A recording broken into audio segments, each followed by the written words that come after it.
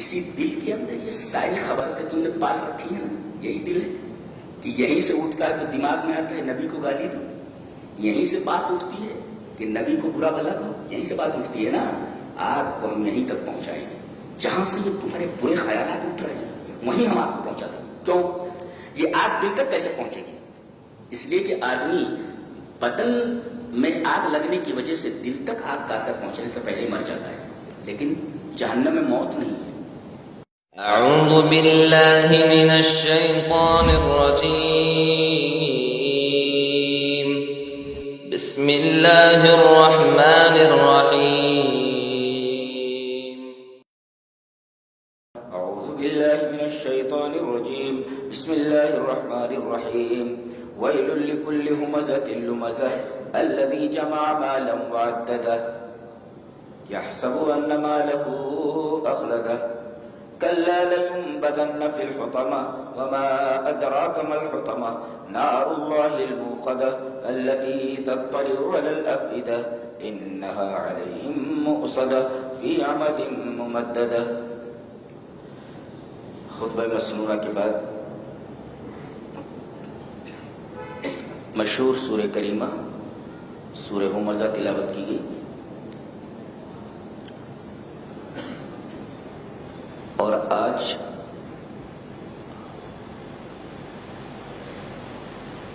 اس جمعے میں ہم اسی سورہ کریمہ کی تفسیر کرنا چاہیں گے. سب سے پہلے کہا گیا وَيْلٌ، یہ جہنم کی ایک وادی کا نام ہے. وہ جہنم کی وادی ایسے آدمی کے لیے، ایک مطلب تو یہ، اور ویل کا مطلب ہوتا ہے تیرا بیڑا غرق ہو، تیرا ستیہ ناس ہو، تو ہلاک ہو جائے، تو تباہ و برباد ہو جائے، تو دنیا اور آخرت دونوں میں ذلیل ہو. یہ ہے ویل کا مطلب. یہ اتنی خطرناک وعید کس شخص کے لیے؟ یہ کلمہ ویل لفظ وعید ہے جس کے یہ معنی ہیں جو میں نے بیان کیے. یہ کس آدمی کے لیے، کس شخص کے لیے؟ جس کے اندر 3 صفتیں ہوں.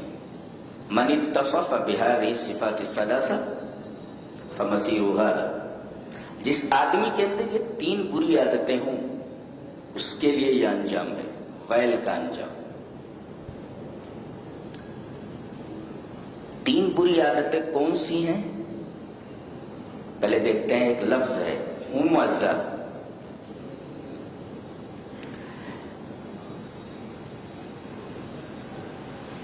ہمزہ کا مطلب بتانے سے پہلے ہم بتا دیں کہ وہ 3 بری صفتیں کون سی ہیں. ایک ہے ہمز، ایک ہے لمس، اور ایک ہے جمع المال والانشغال به عن ذکر الموت وما بعده. حمز، لمس اور جمع المال والانشغال به عن ذکر الموت وما بعده، یہ 3 چیزیں ہیں جن کی تشریح ہم ابھی کریں. حمز کرنے والے کے بارے میں کہا گیا یہ ہمزہ ہے. ہمزہ آپ دیکھیں کہ ہے میم سے اور اس کے بعد آگے بولتے، تو یہ ہومزن یہ کیا ہے، اور آگے تے بڑھا دیے. ہومز ہو پہلے پر پیش ہے، دوسرے پر زبر ہے. مشہور نحو اور صرف کا ماہر ابن رزی اپنی کتاب شرح کافیہ میں کہتے ہیں ان الصیغۃ فعل بضم ففتح ترد للمبالغۃ فی فاعل. وہ کہتا ہے کہ اگر اس وزن پر آئے کوئی لفظ کہ پہلے پر پیش ہو اور دوسرے پر زبر ہو، تو سمجھو اس کے اندر مبالغے کا معنی ہوتا ہے. یعنی اس فعل سے متصف جو شخص ہے اس کے اندر یہ فعل مبالغے کے ساتھ پایا جاتا ہے. اور ویسے ہے ہمز کے ساتھ لومزن بضم ففتح، ہومزن लुमजुन, ये पहले ज़म्मा है बाद में फतह है दोनों पर, और फिर ये ता क्यों बढ़ा दी गई? ये कहते ये ताए मुबालगा है, तो अव्वलन उसमें मुबालगा था ही, फिर मजीद मुबालगा पैदा कर दिया गया, यानी मुबालगा दर मुबालगा है। अब हमज का माना जान ले। हमज का मतलब होता है अलहमजु अलअयब फिल हुजूर, किसी के मुंह पर उसकी इज्जत उतारना। तू कौन, तेरी औकात क्या, तू ऐसा है तू वैसा है। तो हमज कहते हैं अलअयब फिल हुजूर, किसी आदमी का मजाक उड़ाना, किसी आदमी की इज्जत उछालना उसके मुंह पर, चार आदमियों के सामने।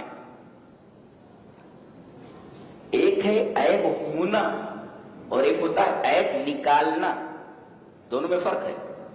अगर उस आदमी में ऐब है और आप बयान कर रहे हैं पीठ पीछे तो ये गीबत है, और अगर ऐब नहीं है निकाल रहे हैं तो ये बोहतान है। तो एक है ऐब होना, आदमी में वो ऐब मौजूद है और आप बयान कर रहे हैं, ऐब है और आप बयान कर रहे हैं, तो यह है गीबत।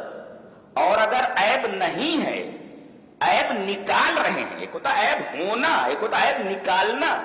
तो अगर ऐब आप निकाल रहे हैं तो बोहतान नहीं है, आप बोहतान लगा रहे हैं उसके ऊपर, वो ऐब है नहीं और आप वो ऐब उसके ऊपर थोप रहे हैं।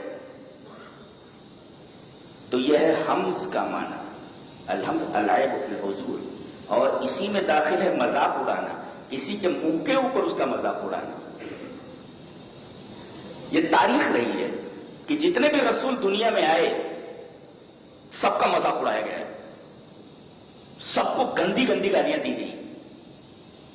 हमारे नबी को देखो, पहले तो अल्लाह तबारक व तआला ने इरशाद फरमाया मा यातीहिम मिर रसूलिन इल्ला कानू बिही यस्तहज़िऊन, जितने भी रसूल दुनिया में आए सबको बुरा भला कहा गया, सबका मजाक उड़ाया गया है। इस्तेहजा का मतलब होता है मजाक उड़ाना। तो जितने भी रसूल दुनिया में आए सारे रसूलों का मजाक उड़ाया गया, उन्हें गंदी गंदी गालियां दी गई हैं। अल्लाह तबारक व तआला ने उन अल्फाज का जिक्र फरमाया, कहा कि साहिर, ये जादूगर, मजनून, पागल है, ये कज़्ज़ाब, परले दर्जे का झूठा है। तो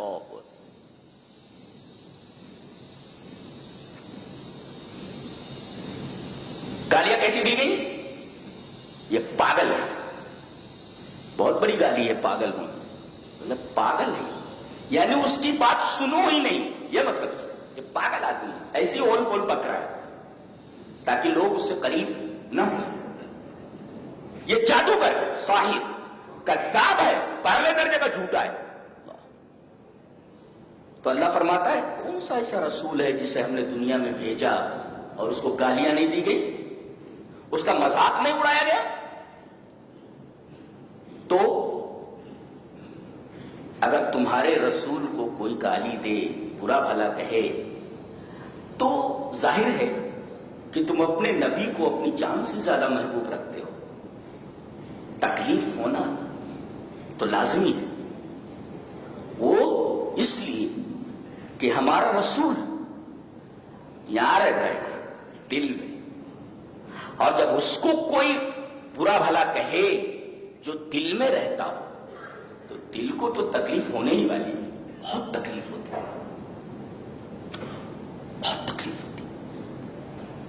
जो दिल में रचा बसा हुआ हो, जिसका नाम आए तो दरूद न पढ़ने वाला दुनिया का सबसे बड़ा बखील है, जिसका ये मकाम हो, जो दिल की गहराइयों में पैबस्त, उसको अगर कोई बुरा भला कहता है तो एक मोमिन का दिल दुखना, उसके दिल को तकलीफ होना एक लाजमी बात है। साथ भी ये भी कहा गया कि देखो तकलीफ तो तुम्हें होगी, लेकिन जज्बात में आकर के कोई ऐसा कदम न उठाना जिससे तुम्हें तकलीफ हो। दर्द को जाहिर करो, मगर कानून और अखलाक के दायरे में, कानून और अखलाक के दायरे के बाहर मत जाओ। رہا ایسے شیاطین کا معاملہ جو میرے نبی کو برا بھلا کہتے ہیں، انا کفینا کالمستہزئین، ہم ہیں نا ان کے لیے کافی، تم کو ٹینشن لینے کی ضرورت نہیں ہے، دل دکھنا لازمی ہے، لیکن وہ معاملہ ہمارا ہے، اس لیے رسول ہم نے بنایا ہے اس کو، لہذا ہم نمٹنے کے لیے کافی، ہم کافی ہیں۔ انا کفی یعنی ما یاتیہم من رسول اللہ کانوا بہ یستہزئون، جتنے بھی رسول دنیا میں آئے ان کے ساتھ استہزاء کیا گیا، ان کا مذاق اڑایا گیا، ان کو گندی گندی گالیاں دی گئی، ان کو برا بھلا کہا گیا، ان کے رو در رو چار لوگوں کے سامنے ان کو برا بھلا کہا گیا، تو ایسا ہے تو ویسا ہے، پیٹھ پیچھے برا بھلا کہا جائے، لیکن صحابہ کرام نے ایسا کوئی قدم نہیں اٹھایا جس سے ان کو تکلیف ہو۔ ہاں اللہ نے نمٹ لیا سب سے، جیسا کہ اس کا وعدہ ہے، انا کفینا کالمستہزئین۔ ایک بات یاد رکھو، نوٹ کرو، نبی کو گالیاں دینے والا، نبی کو برا بھلا کہنے والا اس صفحہ ہستی پر انتہائی ذلیل اور بدترین شخص ہے، اور اللہ تبارک و تعالی اسے ایسی سزا دینے والا ہے کہ وہ نمونہ عبرت اور نشان عبرت بن جانے والا ہے۔ زندہ رہنے والی آنکھیں اپنی آنکھوں سے دیکھ لے گی ایسے لوگوں کو، اس لیے کہ اللہ کا وعدہ ہے، انا کفینا، ہم نے رسولوں کو بھیجا، ان کا مذاق اڑایا گیا تو ہم مستہزئین کے لیے کافی ہیں، مذاق اڑانے والوں کے لیے کافی ہیں۔ انا کفینا کالمستہزئین۔ رہا تمہارا معاملہ، تمہارے دل میں درد ہونا لازمی ہے، اس لیے کہ رسول تمہارا تمہارے دلوں پہ رہتا ہے، ہم رسول کے لیے سب کچھ قربان کر سکتے ہیں، یہ ہے، لیکن منع کیا گیا ہے کہ اخلاق اور قانون کے دائرے کے باہر مت جاؤ۔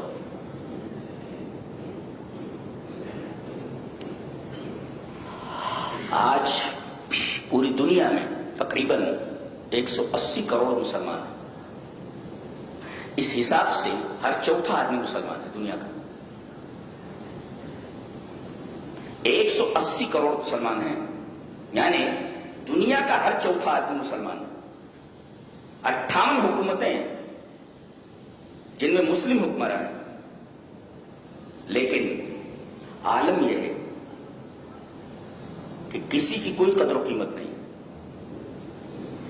اغیار جہاں ان کو چاہتے ہیں، جیسا چاہتے ہیں ان کے ساتھ سلوک کرتے ہیں، اور یہ کچھ نہیں کر سکتے، صدائے احتجاج بلند کرتے ہیں۔ آپ یہ کہہ سکتے ہیں کہ مسلمان صرف اور صرف احتجاجی قوم بن کر کے رہ گئی، کیوں؟ مجال تھی کہ کوئی رسول کو گالی بک لیتا، رسول کو گالی دے لیتا، ہمارے اعمال ویسے ہیں، ان عملوں کی سزا دی جا رہی ہے۔ جی، سب سے برا عمل جو ہم لوگ کرتے ہیں وہ یہ جانتے کیا ہے؟ الذین آمنوا ولم یلبسوا ایمانہم بظلم اولئک لہم الامن وہم مہتدون۔ ہم نے ایمان کے اندر ظلم ملا لیا ہے۔ ظلم جانتے ہیں سب سے بڑا ظلم کون؟ سب سے بڑا ظلم شرک ہے۔ آج مسلمانوں کی اکثریت ایمان کے ساتھ شرک میں مبتلا ہے۔ بتائیے، آپ تو اللہ کی شان میں گستاخی کر رہے ہیں، شرک اللہ کی شان میں سب سے بڑی گستاخی ہے، تو آپ تو اللہ کی شان میں گستاخی کر رہے ہیں۔ دوسرے، اگر رسول کی بات کے مقابلے میں امام کی بات آ جائے تو ہم امام کی بات کو لے لیتے ہیں، رسول کی بات کو چھوڑ دیتے ہیں، تو ہم نے کون سی ایسی گستاخی ہے جو نبی کی شان میں نہیں کی ہے؟ توحید کے ساتھ ہم نے شرک کو ملا رکھا ہے، رسول اللہ صلی اللہ علیہ وسلم کے قول کے مقابلے میں پڑھو، رسول اللہ صلی اللہ علیہ وسلم کی بات کے مقابلے میں کسی امام کی بات آ جائے تو ہم رسول اللہ صلی اللہ علیہ وسلم کی بات کو اگنور کر دیتے ہیں اور امام کی بات لے لیتے ہیں۔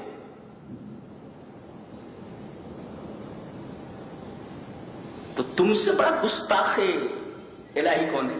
اللہ کا گستاخ کہ آپ شرک کر رہے ہیں، اور رسول کی شان میں گستاخی کرنے والا تم سے بڑا کون ہو سکتا ہے کہ تم نے رسول کی حدیث کے مقابلے میں امام کی بات لے لی؟ تم گستاخ نہیں ہو؟ ہم تو پہلے سے گستاخیاں کیے بیٹھے ہیں، ان لوگوں کا نمبر دوسرے نمبر پہ ہے، یہ دوسرے نمبر پہ آتے ہیں، ہموار کیا ہے. رسول اللہ صلی اللہ علیہ وسلم کی شان میں گستاخی کا جو راستہ ہے وہ ہم نے ہموار کیا ہوا ہے. ہم کون سے بڑے اچھے ہیں؟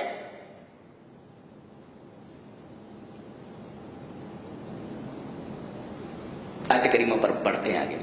وَيْلٌ لِكُلِّ هُمَزَةٍ، مطلب مانے ایک تو ہے کسی کے رو در رو سامنے، چار آدمیوں کے سامنے کسی کا مذاق اڑانا، کسی کا عیب نکالنا، کسی کو برا بھلا کہنا، یہ ہمز. اور ہمز جب آتا ہے تو مبالغہ، یعنی اس کا کام ہی یہی ہے. جب دیکھو تب یہ پکارتا رہتا ہے، چلاتا رہتا ہے، بولتا رہتا ہے نا، ہمز. اور آگے تے بڑھا دیجیے، بولتا ہی رہتا ہے اور مبالغہ کر دیا گیا. اس کا کام ہی یہی ہے کہ رسول اللہ صلی اللہ علیہ وسلم کی ذات میں کیڑے نکالنا. کسی شاعر نے بہت اچھا کہا ہے کہ وہ نور بن کے زمانے میں پھیل جائے گا، تم آفتاب میں کیڑے نکالتے رہنا. تو یہ بے وقوف لوگ ہیں، یہ آفتاب میں کیڑے نکال، ارے ایسی روشنی ہے ویسی روشنی ہے، پاگل کہیں کا، یہ آفتاب میں کیڑے نکال رہا ہے. تم آفتاب میں کیڑے نکال، ہمارا نبی تو نور ہے، نور ہے، آفتاب ہے، تم آفتاب میں کیڑے نکالنے چلے ہو، تم سے بڑا بے وقوف کون ہے؟ تو ہمزہ کا مطلب، اور لمزہ کا مطلب ہوتا ہے العیب فی الغیبہ، کسی کے پیٹھ پیچھے برائی کرنا، کسی کا پیٹھ پیچھے مذاق اڑانا، کسی کے پیٹھ پیچھے اس کو برا بھلا کہنا. یہ دونوں باتیں ہو رہی ہیں، سامنے کو برا بھلا کہا جا رہا ہے، پیچھے بھی برا بھلا کہا جا رہا ہے، اور دونوں میں ہمزہ بہت، اور اسی طریقے سے لمزہ بہت. یہ کام بڑی شدت کے ساتھ، مبالغے کے ساتھ کیا جا رہا ہے. تو پہلی صفت حمز، دوسری صفت لمز، یہ دونوں نہیں ہونا چاہیے. کسی کے رو در رو چار آدمیوں کے سامنے کسی آدمی کی عزت سے کھیلنا، یہ نہیں ہونا چاہیے تمہارے یہاں. اور لمز کا مطلب ہوتا ہے العیب فی الغیبہ، اس کی غیر موجودگی میں پیٹھ پیچھے اس کا عیب نکالنا، اس کو برا بھلا کہنا، اس کا مذاق اڑانا، اس کو گالیاں دینا، یہ ہے لمز. اور لمز یعنی یہ صفت بدرجے مبالغہ اس میں موجود ہے، پھر تے لگا دی گئی اور مبالغہ اس کے اندر، اس کا کام ہی یہی ہے، اس کے علاوہ اس کا کوئی کام نہیں. تیسری صفت الذی جمع مالا وعددہ، یہ دونوں کام اکثر کون سے لوگ کرتے ہیں؟ ان کے پاس مال بہت ہو، اقتدار ہو، نیتا ہو، وہ یہ کرتا ہے. الذی جمع مالا وعددہ، جس نے مال جمع کر لیا اور گنا. ایک ہوتا ہے عدہ گننا، ایک ہوتا ہے عددہ، یہاں بھی مبالغہ ہی ہے. مال جمع کرنا، تجوری میں رکھ دینا، حقوق واجبہ ادا نہ کرنا، حرص، اور رات میں اس مال کے بارے میں تصور کر کے نیند نہ آنا اور بار بار تجوری کھولنا، وہ عددہ اور گننا. ہاں کتنی گڈیاں ہیں ابھی، نوٹوں کی خوشبو آ رہی ہے.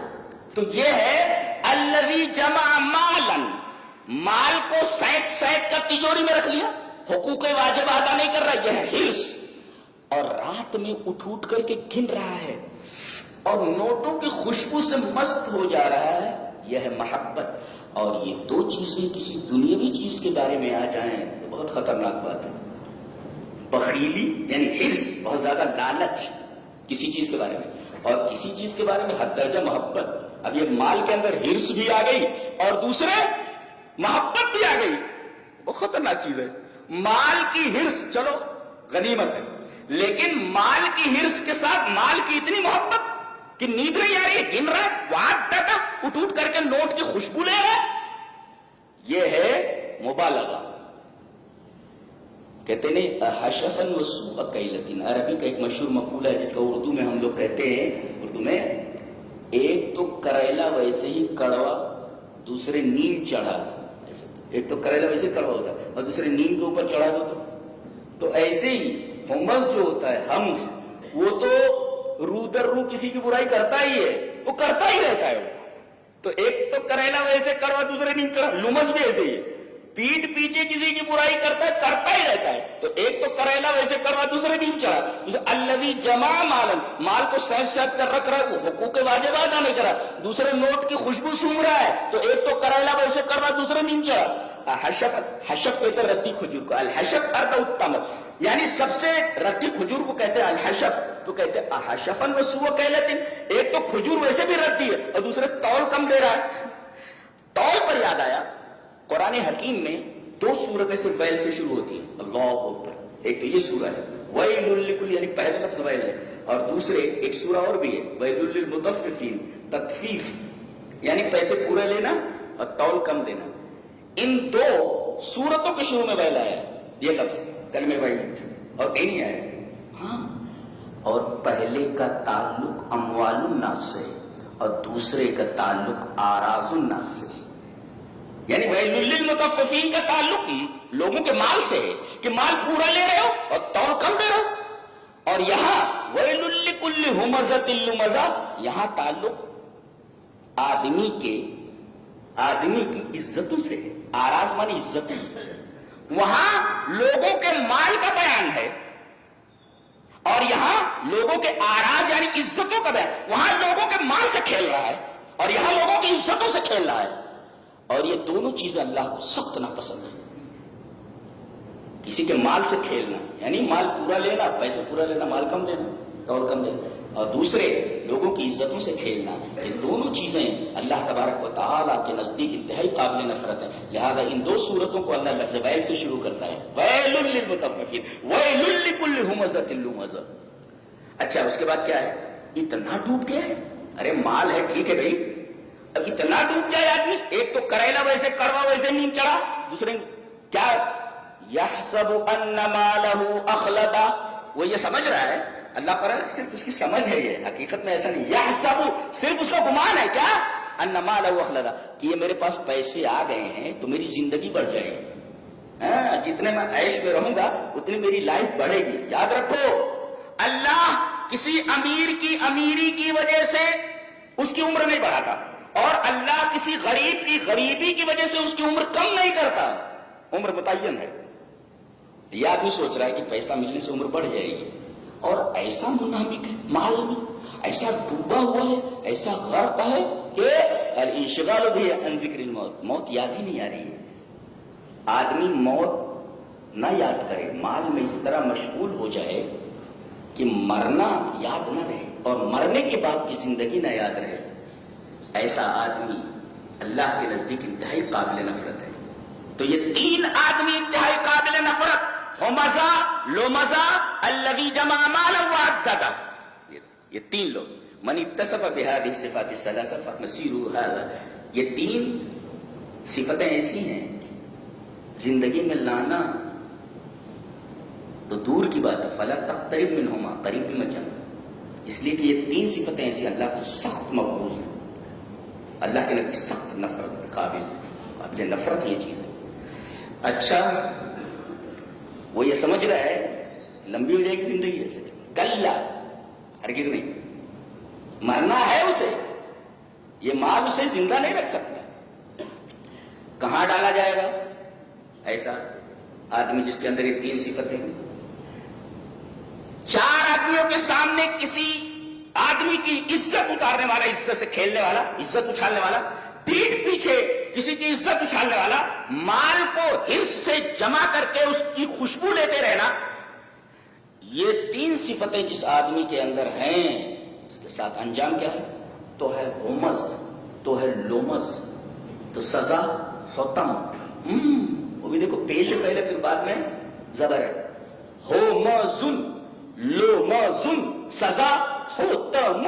آگے فرمائے گا کلا لینبذن فی الحطمہ, تم ہو مزو, تم لو مزو, تو تمہارا انجام حتم ہے.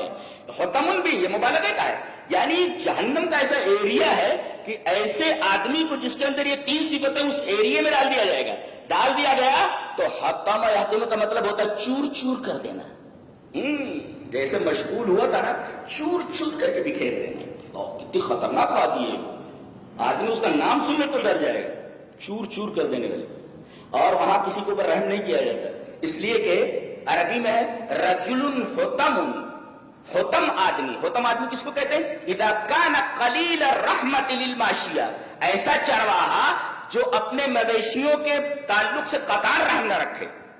ارے بھائی بکری ادھر سے ادھر جا رہی ہے، آواز دیا ہٹ گئی بکری. اب اس کے بجائے ڈنڈا لے کر کے اس کو پیٹتے رہنا، ادھر کیوں گئی. یہ ہے رجل حطم، اپنے مویشیوں کے تعلق سے کوئی رحم نہ رکھنا. تو یہ وادی جہنم کی ایسی ہے کہ اس میں ڈالے جانے والوں کو یہ قطعاً کوئی رحم نہیں ہے، ان کے ساتھ. اتنی خطرناک وادی. اور حطمہ کا مطلب ہوتا ہے چور چور کر دینے والی، چور آدمی گئے چور ہو جاتا اور مرے گا نہیں وہاں پہ. تو کلا لینبذن، اور نبض کا مطلب ایک وقت القا یلقی القان، پھینک دینا. الالقاء فی السلۃ المہملہ، ڈسٹ بن میں کسی چیز کو پھینک دینا، اس کو کہتا ہے الالقاء فی السلۃ المہملہ. سلۃ المہملہ میں ڈسٹ بن عربی میں. تو اور ایک ہوتا ہے نبض، پھینک دینا. نبض کا مطلب ہوتا ہے نون بے زال. نبض کا مطلب ہوتا ہے کسی چیز کو انتہائی حقیر سمجھ کر، ویلو سے ایک دم کسی کام کی نہیں، اسے پھینک دینا، اس کو کہتے ہیں نبض. کسی چیز کو حقیر سمجھ کر کے پھینک دینا. تو اللہ کی نگاہ میں ان تین صفتوں سے متصف شخص انتہائی حقیر ہے. اس کو ایسے ڈسٹبن میں جس طرح پھینک دیا جاتا ہے، جہنم اور حطمہ میں ایسے پھینک دیا جائے گا. لَيُنبَذَنَّ فِي الْحُطَمَةِ، بے حقیر چیز کی طرح حطمہ میں پھینک دیا جائے گا. اس کی کوئی عزت نہیں اللہ کی نگاہ میں، اس کی کوئی ویلو نہیں اللہ کی نگاہ میں. اچھا اب جہنم میں چلا گیا، حطمہ میں. کَلَّا لَيُنبَذَنَّ فِي الْحُطَمَةِ وَمَا أَدْرَاكَ مَا الْحُطَمَةُ. اللہ پوچھ رہا ہے، بول رہا جانتے ہو حطمہ کیا ہے؟ یہ یفید التحویل اس لیے لایا گیا تاکہ آدمی کے اندر ڈر پیدا ہو جائے. کوئی کہتا ہے جانتے ہو میں کون ہوں، جانتے ہو میں کون ہوں، ابھی بتایا نہیں اس نے، جانتے ہو میں کون ہوں. اللہ فرما رہا ہے جانتے ہو حطمہ کیا ہے. یعنی آدمی ڈر جاتا ہے، یار یہ تو کوئی بہت ہی خطرناک آدمی ہے، کہہ رہا جانتے ہو میں کون ہوں. تو یفید التحویل ہال پیدا کر دیتا. تو وما ادراک، یہ حطمہ میں ڈال دیا جائے گا. اللہ پوچھ رہا ہے وما ادراک ما الحطمہ، جانتے ہو حطمہ کیا ہے. اب آدمی اور ڈر گئے. ایک تو حطمہ میں پھینک دیا جانا، اور ایک ہے جانتے ہو حطمہ کیا ہے، اور ڈر گئے. اب اللہ بتا رہا ہے حطمہ کا جو ایریا ہے کیسا ہے. کلا لینبذن فی الحطمہ وما ادراک ما الحطمہ نار اللہ الموقدہ. یہاں جو آگ جل رہی ہے اللہ نے اس کو جلایا ہوا ہے. پورے قرآن میں اللہ نے کہیں بھی آگ کو اپنی طرف منسوب نہیں کیا. نار اللہ نہیں کہا، اللہ کی آگ. صرف یہی ایک جگہ ہے، اللہ نار اللہ، اللہ کی آگ. اور الموقدہ سلگائی ہوئی، جانتے ہو اوقدہ اللہ، اس آگ کو اللہ نے سلگایا ہے. وما اوقدہ اللہ، اور اللہ جس کو سلگا دے لا یقدر غیرہ ان یطفئہ، کوئی اس کو بجھا نہیں سکتا. آدمی یہ سوچے کہ کہیں آگ لگ گئی ہے تو آدمی سوچتا ہے ارے بھائی آگ لگ گئی ہے، یہ مخلوق کی لگائی ہوئی آگ ہے، تو مخلوق اس کو بجھا دے گی. مخلوق کی لگائی ہوئی آگ مخلوق بجھا دے گی.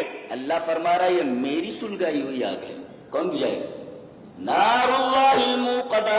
مخلوق کی لگی ہوئی آگ بجھ جاتی ہے، لیکن میں نے اس کو سلگایا ہوا ہے، یہ بجھے گی نہیں ہے، بالکل نہیں. نار اللہ، اللہ کی آگ، الموقدہ سلگائی ہوئی، یہ ہم نے سلگایا ہوا ہے. یہ آگ بجھے گی نہیں، اس لیے کہ یہ مخلوق کی لگائی ہوئی آگ نہیں ہے کہ بجھ جائے، یہ خالق کی لگائی ہوئی آگ ہے، ہم نے لگایا اس کو. اللہ نار اللہ الموقدہ، یہ بجھنے والی نہیں کہ ویسے ڈرا دینے کے لیے کافی ہے. آگ تھوڑا سا کہیں ایسے کرنٹ لگ جائے، آگ لگ جائے، کئی دنوں تک اس کی حرارت، اس کی سوزش اس جگہ پر محسوس ہوتی رہتی ہے. چھچائے کہ ایسی آگ میں ڈال دیا جائے جس آگ کے بارے میں اللہ یہ فرمائے میں نے سلگایا ہوا، اندازہ نہیں کر سکتا کتنی خطرناک آگ ہے. نار اللہ الموقدہ بتایا گیا ہے. تو ایک میری سلگائی ہوئی آگ ہے. دوسرے اس آگ کی ایک اور خصوصیت ہے. ایک تو یہ آگ میری سلگائی ہوئی ایک خصوصیت، یہ مخلوق کی آگ نہیں ہے. اور دوسرے یہ آگ ایسی ہے کہ یہ دل تک پہنچ جاتی ہے. فؤاد کی جمع افئدہ، دل تک. کیا مطلب ہے اس کا؟ دل تک پہنچ جاتی ہے. تجزیہ یہ ہے کہ کسی آدمی کو اگر آگ لگ جائے تو آگ کی حرارت، آگ کا اثر دل تک پہنچنے سے پہلے ہی وہ مر جاتا ہے، ٹے بول جاتا ہے، مر گیا۔ آدمی کو جلا دیا جائے، آدمی کے بدن میں آگ لگا دی جائے تو آگ کا اثر پہلے بدن کے اوپر ہوتا ہے۔ قرآن حکیم یہ بولتا ہے کہ دنیا کی لگائی ہوئی آگ دل تک نہیں پہنچ پاتی، اس سے پہلے ہی آدمی مر جاتا ہے، لیکن ہماری جلائی ہوئی آگ اتنی خطرناک ہے کہ وہ دل تک پہنچ جائے گی۔ بدن تو برداشت کر ہی نہیں پاتا، دل کیا برداشت کرے گا آگ کو؟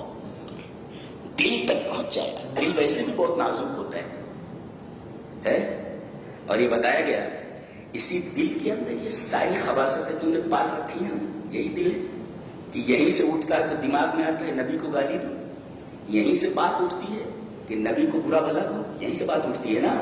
آگ کو ہم یہیں تک پہنچائیں گے، جہاں سے یہ تمہارے برے خیالات اٹھ رہے ہیں وہیں ہم آگ کو پہنچا دیں۔ کیوں؟ یہ آگ دل تک کیسے پہنچے گی؟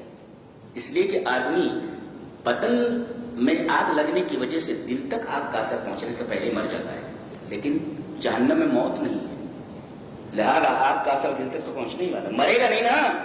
یہاں تو آگ کا اثر دل تک پہنچنے سے پہلے ہی ٹے بول گیا، مر گیا، لیکن جہنم میں موت نہیں آنے والی۔ جب موت نہیں آئے گی تو بدن سے ہو کر کے آگ کا اثر دل تک لازمی طور پر پہنچنے والا ہے۔ اللہ، آگ کا اثر بدن کا برداشت کر سکے، دل جیسی کمزور چیز اس آگ کو کیسے برداشت کر سکے؟ یہ اندازہ لگا یہ کتنی خوفناک سزا ہے، یہ کتنی خوفناک آگ ہے۔ یہ جو اللہ کے رسول کو برا بھلا کہنے والے لوگ ہیں، یہ گستاخ رسول جتنے ہیں، یہ اس سورہ کریمہ کو ایک بار ضرور پڑھیں، تیلگو میں، اسی طریقے سے ہندی میں، اردو میں، انگلش میں اور عربی میں اردو میں پڑھیں اس کو کہ تمہارا انجام کیا ہونے والا ہے، کب تک زندہ رہو گے؟ 60 سال، 65 سال، 70 سال، 80 سال، اس کے بعد یہیں آنا ہے تمہیں۔ کَلَّا لَيُنبَذَنَّ فِي الْحُطَمَةِ، چور چور ہو جاؤ گے بیٹا۔ وَمَا أَدْرَاكَ مَا الْحُطَمَةُ، آ جاؤ یہاں۔ نَارُ اللَّهِ الْمُوقَدَةُ، یہ اللہ کی اسپیشل جلائی ہوئی آگ ہے، اور یہ دل تک پہنچ جانے والی آگ ہے۔ دنیا میں آگ دل تک نہیں پہنچتی۔ الَّتِي تَطَّلِعُ عَلَى الْأَفْئِدَةِ، اور کوئی چیز نیچے ہو، جیسے اسے ہے نا، کوئی چیز نیچے ہو، نیچے سے آئے تو اتنا اثر نہیں ہوتا اتنا کہ اوپر سے آئے۔ کہا گیا تطلع علی الافئدہ، دل کے اوپر ایسے دیتے آ جائے۔ کیا کلام ہے سبحان اللہ۔ میں تو تفسیر کا ویسے بھی طالب علم ہوں، میں ایک ایک لفظ دیکھتا ہوں کہ اللہ تبارک و تعالیٰ کس طرح بات کرتے ہیں، کس طرح خوبصورت انداز میں بات کرتے ہیں۔ مخلوق بات کرتی ہے لیکن خالق جب بات کرتا ہے تو اس کا لیول اتنا ہائی ہوتا ہے کہ آدمی تصور بھی نہیں کر سکتا، اس طرح سے بولا جا سکتا ہے۔ التی، اللہ مانے پر، اوپر، آن، انڈر نہیں۔ التی تطلع علی الافئدہ، یہ آگ پوری کی پوری اس کو دل کو ایسے اوپر سے گھیر لے گی، اس کو اعلیٰ استعلا کے لیے آتا ہے، استعلا، اعلیٰ للاستعلا۔ دار اللہ الموقدہ التی تطلع علی الافئدہ۔ آپ کی کتنی صفتیں ہیں جنہوں؟ چور چور کر دینے والی، دوسرے اللہ کی جلائی ہوئی آگ جو کبھی پوچھے نا، تیسرے دل تک پہنچ جانے والی آگ ہے، اور آگے انہا علیہم مؤصدہ، یہ کہیں ایک طرف سے اسے نہیں لگی ہوئی ہے، چاروں طرف سے اسے گھیر لگی۔ ایصاد کا مطلب ہوتا ہے، اوصدہ کا مطلب ہوتا ہے، اس کو سمجھو۔ حدیث میں ہے انطلق ثلاثۃ فكانوا في كهف فوقع الجبل فأوصد علیہ۔ تین آدمی کہیں جا رہے تھے، مشہور حدیث ہے، تین آدمی کہیں جا رہے تھے، بارش ہونے لگی، جنگل سے جا رہے تھے، پہاڑی راستہ تھا، تو بارش جب ہونے لگی تو وہ ایک کہف میں چلے گئے، کہف مینس کیو میں چلے گئے۔ اب کیو میں گئے کہ بارش سے بچ جائے، اچانک فوقع الجبل علی کہفہم، وہ اوپر سے ایک چٹان سرکی اور غار کے منہ پر آ گئی، فأوصد علیہ، انہا علیہم مؤصدہ، یعنی جیسے وہ چٹان آ گئی، کیو میں چلے گئے، چٹان اوپر سے آئی اور کیو کا دروازہ بند ہو گیا، اب نکل نہیں سکتے۔ ایسے ہی اللہ فرما رہا ہے حطمہ میں داخل کرنے کے بعد ہم کیا کریں گے معلوم ہے؟ تم کو اسی طریقے سے بند کر دیں گے جیسا غار میں آدمی چلے گئے تھے نا، اوپر سے چٹان آ گئی تھی، نکل نہیں سکتے، اب اس جگہ سے تمہارا نکلنا محال ہے۔ انہا علیہم مؤصدہ، مؤصدہ فأوصد علیہم، ڈال کر کے دروازہ بند کر دیا جائے گا۔ اور آگے جملہ بہت خطرناک ہے، فی عمد ممددہ، عمد واحدی نے کہا العمد جمع عماد، یہ عماد کی جمع ہے، اور اس کا معنی الاساطین، بڑے بڑے پلرز ہوں گے، پلرز میں ہوں گے. اس کا کیا مطلب؟ گئے جہنم میں، اس کے خاتمہ میں، اس کے بعد باہر سے دروازہ بند کر دیا گیا، بیٹا آپ باہر نہیں نکل سکتے. اور تیسرے یہ بڑے بڑے پلرز میں ہیں، ممددہ کا مطلب پھیلے ہوئے، بڑے بڑے پلرز میں ہیں. کیا مطلب؟ ذرا ایک کار کا تصور کیجئے، کار ہے، آدمی اس میں بیٹھا ہوا ہے، کھڑکیاں بند ہے، دروازہ لاکڈ ہے، بند ہے، آگ لگ گئی. کم سے کم یہ ڈرائیونگ سیٹ سے پیسنجر سیٹ پہ تو جا سکتا ہے نا، ادھر سے ادھر، ادھر سے ادھر بھاگ تو سکتا ہے نا. تھوڑی تکلیف کم ہو جاتی ہے، تکلیف کم نہیں ہوتی مگر تھوڑی سی تکلیف، اس لیے کہ ہل جل سکتا ہے. لیکن اگر اس کو بیلٹ کے ساتھ باندھ دیا جائے تو وہیں پر سیٹ پر ہل ڈل نہ سکے تو اس کی تکلیف مزید بڑھ جاتی ہے. ایک تو یہ بند کر دیے گئے اندر، اور دوسرے بڑے بڑے پلرز میں باندھ دیے گئے ہیں، بیٹا ہل نہیں سکتے تم یہاں سے. کیسی سورہ کریمہ ہے. ترجمہ پڑھو بار بار اس کا، کم سے کم دن میں ایک بار اس سورہ کریمہ کا ترجمہ پڑھ لو، اور یہ تفسیر جو میں نے پیش کی ہے تفسیر ذہن میں رکھ کر کے اس کو پڑھو. فی امد ممددہ، بڑے بڑے پلرز میں. بڑے بڑے پلرز میں کیا مطلب؟ یہ لوگ بندھے ہوئے ہیں اس آدمی کی طرح جو کار میں ہے، اور ڈرائیونگ سیٹ پہ بیلٹ لگی ہوئی ہے، آدمی ہل بھی نہیں سکتا، ادھر نہیں جا سکتا. کم سے کم بندر کی طرح ادھر سے ادھر تو اچھل سکتا ہے نا، باہر نہیں نکل پا رہا تو. اور اندازہ لگائیے کسی کو کار میں بٹھا کر بیلٹ سے باندھ کر کے اس کی سیٹ کے اوپر آگ لگا دی جائے، اس آدمی کی کیا حالت ہوگی. یہ دنیا کی آگ ہے جو تھوڑی دیر میں بجھ جاتی ہے، لیکن یہ آگ ایسی ہے، نار اللہ الموقدہ التي تطلع علی الافئدہ. اللہ تبارک و تعالیٰ سے دعا کریں کہ اللہ تبارک و تعالیٰ ہمارے اندر یہ تین صفتیں نہ آئیں، ہم ان تین صفتوں سے دور رہیں، حمز سے، لمز سے، اور جمع مال والانشغال بھی عن ذکر الموت وما بعدہ سے. کیا مطلب؟ کسی کے منہ کے سامنے، لوگوں کے سامنے کسی کی عزت اچھالنا، حمز. لمز کا مطلب کسی کے پیٹھ پیچھے کسی کی عزت اچھالنا، دو. تیسرے مال کو جمع کرنا، یہ حرص کی دلیل ہے، لالچ کی دلیل ہے، ٹھیک ہے یہاں تک. لیکن رات میں اٹھ اٹھ کر کے اس کو گنتے رہنا، سونگتے رہنا، یہ ہے محبت. حرص اور محبت کسی مخلوق سے ہو جائے تو یہ بہت خطرناک ہے، بہت خطرناک ہے. یہ تین چیزیں زندگی میں نہیں آنی چاہیے، بلکہ فلا تقترب منہما، اس کے قریب بھی مت جاؤ. اور آپ کو معلوم ہے کہ ان تین چیزوں کا حامل، ان تین چیزوں سے متصف شخص سے اللہ کتنی نفرت کرتا ہے. اندازہ لگائیے کتنی نفرت ہے کہ اللہ نے آگ کو کہیں یہ نہیں کہا میری آگ، اللہ کی آگ. یہی ایک جگہ ہے جہاں کہا گیا اللہ کی آگ ہے. تو یہ جو بک رہے ہیں یہ نبی کے خلاف، دل میں درد تو ہوتا ہے اس لیے کہ نبی تو یہاں رہ رہا ہے، دل کو تکلیف ہوتی ہے، لیکن اللہ کے اوپر چھوڑ دیں. ایسا کوئی کام نہ کریں جس سے فساد پھیلے اور جس سے مزید الجھنیں پیدا ہوں. اس لیے کہ نبی نے کبھی اپنی ذات کے تعلق سے انتقام نہیں لیا. کتنا برا بھلا کہا گیا، لیکن کبھی آپ نے اپنی ذات کے لیے انتقام نہیں لیا. تو درد محسوس کرو، اور درد محسوس کرنے کا طریقہ یہ ہے کہ نبی کریم صلی اللہ علیہ وسلم کے اوپر درود بھیجیں. وہ گالیاں بکے نا تو کثرت سے آپ درود بھیجو. 24 گھنٹے میں بس جب بھی یاد آئے نبی، بس آپ پر درود بھیجیے. بس وہ برا بلا بول رہا ہے نا تو آپ درود بھیجیے. یہ ہے نبی کریم صلی اللہ علیہ وسلم سے ہماری محبت کا اظہار. ہم اتنا ہی کریں. بلکہ وہ جو بک رہا ہے نا، وہ بکنے کی سزا اللہ نے اپنے اوپر وہ کر لی ہے. کیا کر رہا ہے اسے؟ اِنَّا كَفَيْنَاكَ الْمُسْتَهْزِئِينَ. کافی ہیں ایسے بدماشوں کے لیے. اللہ تبارک و تعالی ہمیں نیک عمل اور اچھی سمجھ کی توفیق عطا فرمائے. وآخر دعوانا الحمدللہ رب العالمین.